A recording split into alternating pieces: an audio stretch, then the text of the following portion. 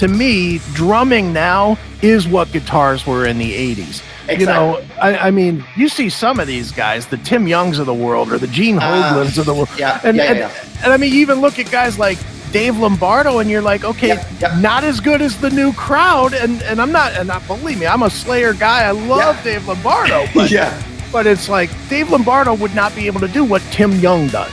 No. It's crazy. A different school. It's different. Yeah, and I think, as you said, I actually discussed it with some teachers at the school. Even though they don't play the drums, they very often watch drum videos on YouTube because I think it's also a way of drums. You can actually understand that this is really complicated to do. You don't have to be a musician. Even my parents can understand. You know, like this is probably not easy to play on drums, is it? And no, you're right, it's not. So I think that, in a way, I think it's very true that the drum community has become what guitar playing was in the 80s. I think that's very true.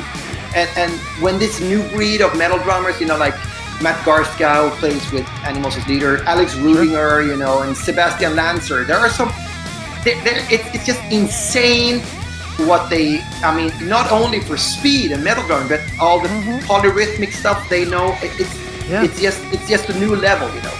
For me, it's the same thing when I heard the Death album Human in 1991 for the first time, and Sean Reynolds played drums on it, you know, and it blew me away, and the rest of the metal world too, of course, because nobody had really played that well on a metal album, not death metal or thrash metal. I mean, so I think that's what's happening again. It's all these totally. I mean, awesome musicians, you know, and it's not few of them. There are so many, right? and I think it's good for me. Like, I'm the old school guy more, and you know, and then I mean, growing up with Lombardo and stuff like that, you know.